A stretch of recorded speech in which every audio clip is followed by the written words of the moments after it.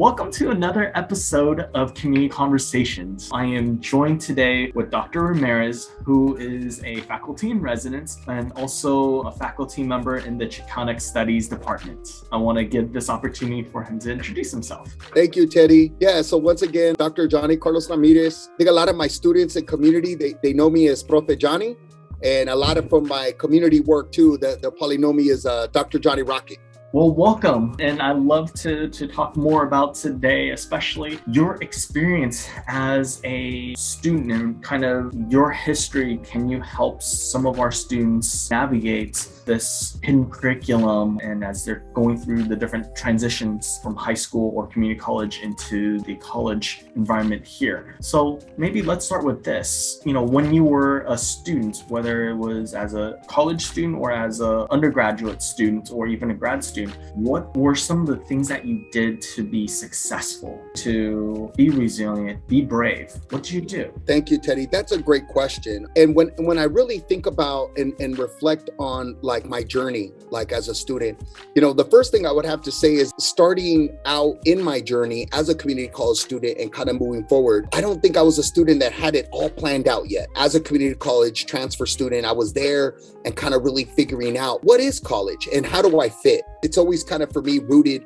in being in a lot in my K through 12 experience of, going through public schools that were under-resourced, kind of underfunded, didn't have that many, I would say, teachers that ever really kind of took an interest, in me, and kind of just feeling like you just show up kind of thing and not really a high level of engagement. On their side, there was no ethnic studies courses for me to kind of like get engaged in and stuff. So for me, going to community college at the very beginning of developing my student identity was really about me trying to find, how is this going to connect with me? How can I find my voice and my perspective and my background at a college environment? And I think for me, it was definitely a transformative experience to find ethnic studies, to find Chicano studies classes when I was a community college student. And when I took my first class, it was just kind of like a major shift in consciousness and awareness. It was the first time that I was in a class with a fellow, Latino male professor that ended up becoming one of my first mentors.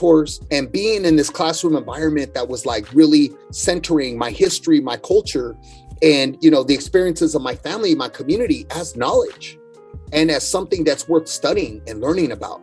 And as I started going through that journey, I think it really started to really help me develop this root of understanding that as a student, that there's a legacy of the Chicano movement that happened in the 60s and 70s that was led by students. And now as a community college student, how can I use my student identity and that power and that voice to continue to make change on my campus and in the community, like through activism and organizing? So I think it was that linking. It was finding ethnic studies, finding like this place where I found community, I found mentorship, I found connection, and then being able to take it one step further and working with student organizations on campus like MECHA to get involved and work on issues, to bring more culture, to bring more history, to work with the local high schools, to do mentoring programs, to kind of do this work that students in the past were doing in terms of making change so that I would have an opportunity to be on campus. So that was kind of like my big hook as a community college student. And then as I went on, I kind of stayed in that kind of pathway.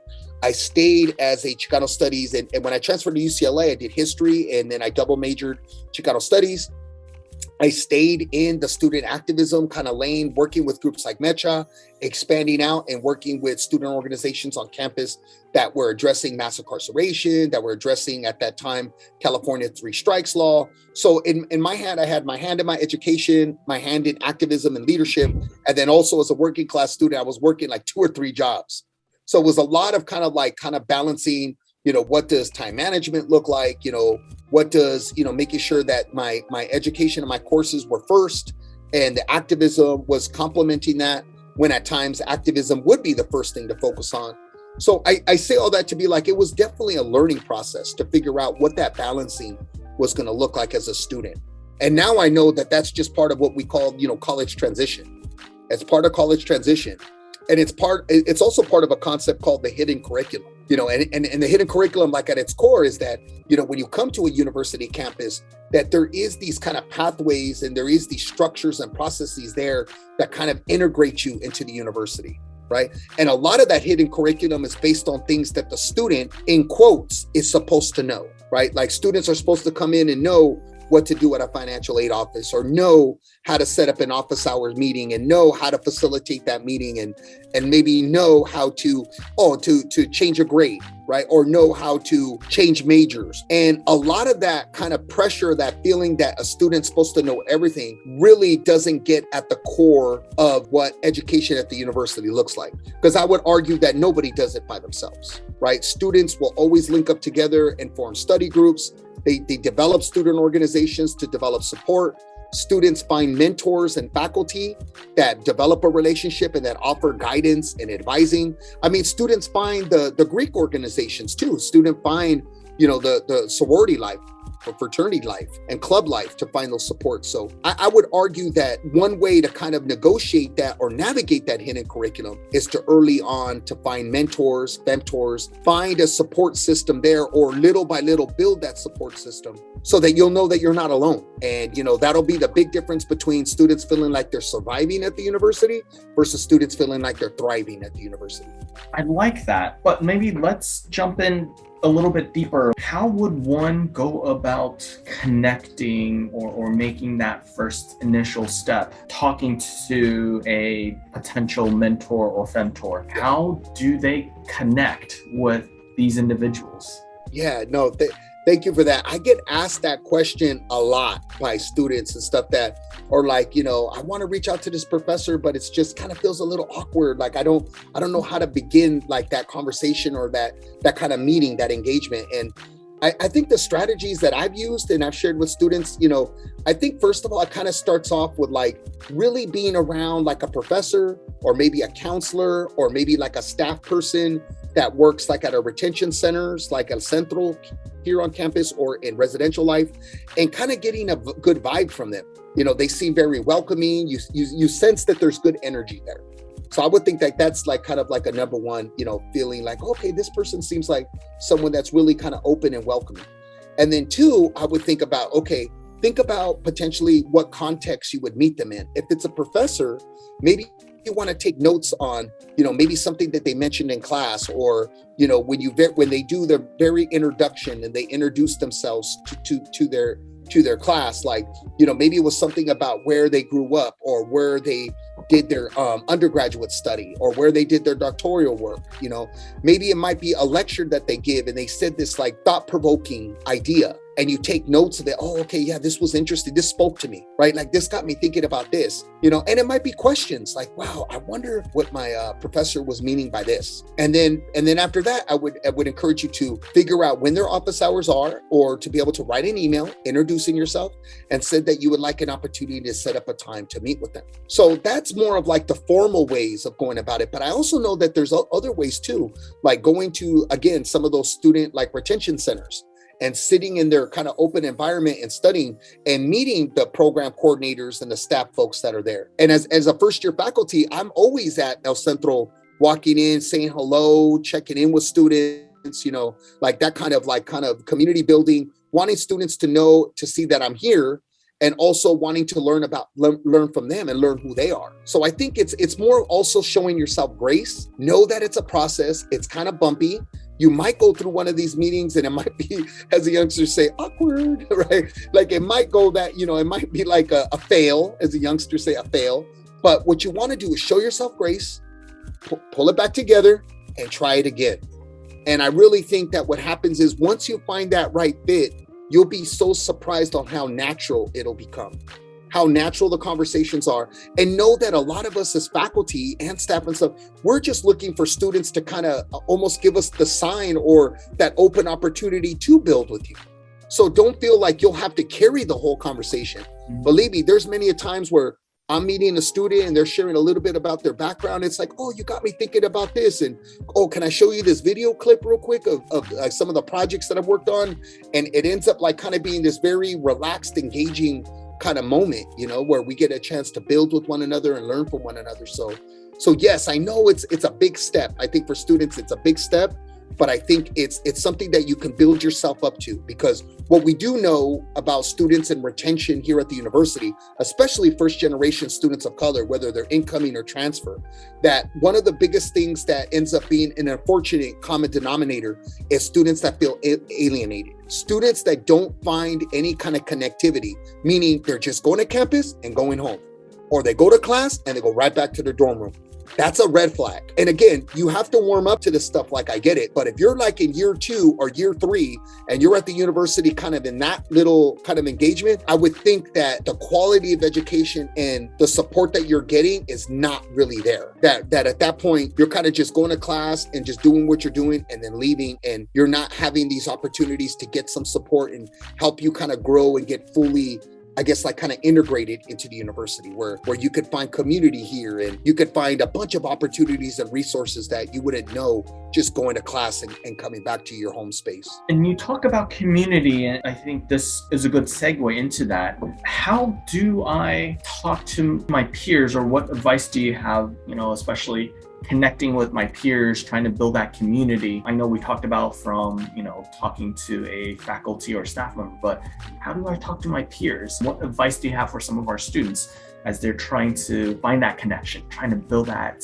community? Yeah. My background is in doing community youth programs, whether they're in community centers or after school programs. So I would have to say that I'm very biased in the whole, like maybe looking at what student clubs or what kind of like programs on campus that might align with your hobbies or interests, or at least something that you would want to learn, and then actually taking a step out and going to one of their first meetings, or going and showing up to kind of like a space that's already kind of structured, and then going there like I'm new and I'm looking forward to meeting folks. And usually like that is usually a good entryway to having folks to also kind of meet you halfway and say, oh, well, thank you for coming. And so I think doing that is also a good way to kind of build with your peers. I also think that it being in your classes, that if you start to see folks that are in your classes, multiple classes, or that are in your class but live in the same residential, area, or in the same apartments you might live in or something, or might be from the same hometown, kind of like a light introduction. Hey, you're in my other classes, my name, Johnny, whatever, what's yours, kind of like a light introduction, but it's more of like an acknowledgement. And then when you see them again, it's like, hey, how you doing? So I think a lot of this is like kind of giving yourself this feeling that nothing has to be an initial spark and then, okay, now we're best friends. It's a lot of like just little by little taking in a moment to acknowledge one another with like a greeting or like a hello. I think also too, what's kind of cool is, again, finding some kind of like recreational activity, like where it's kind of like, I don't know if it's like a folklorico dance class, if it's like maybe the gym, like if they have a class in the fitness center, but I think, again, the way that I know that's worked out best for students that have struggled with building community is to try to take a first step to enter where a community, there's a space already created. That time that you might go, you might be a new person there, but you might be there with 3 other people that are new. And then the thing that you have in common is that y'all are new. So, I would say just give yourself an opportunity.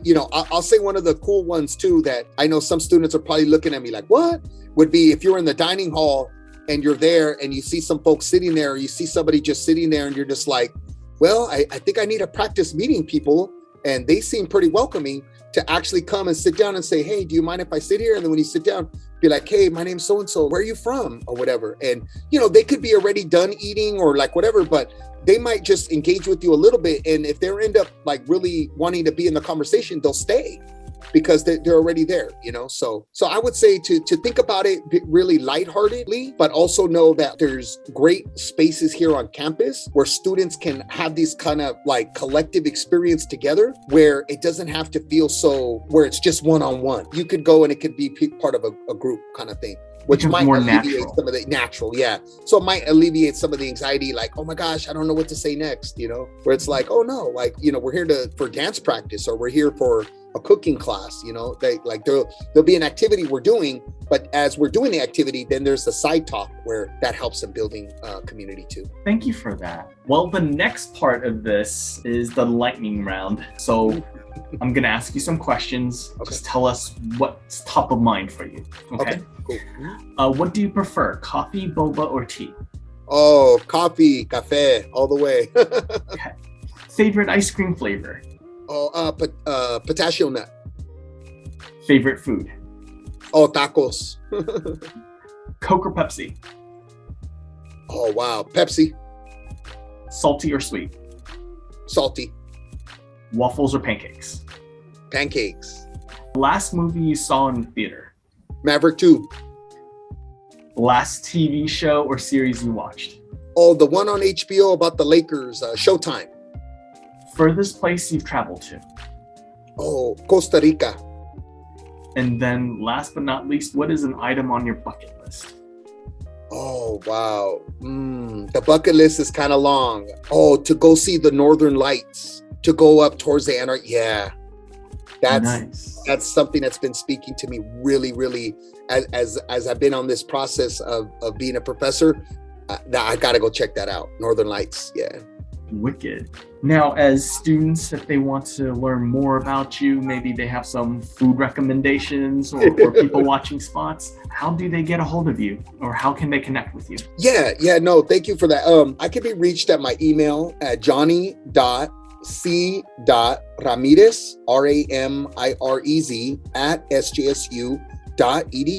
I can also be reached through the department with our program assistant, Orlinda Yanes. She could also be reached out to if I'm away from email or if I'm on a project. She could definitely get a hold of me. And then I have my landline. Here, let me throw on the glasses real quick. Okay, so I have my office line. It's 408-924-5880.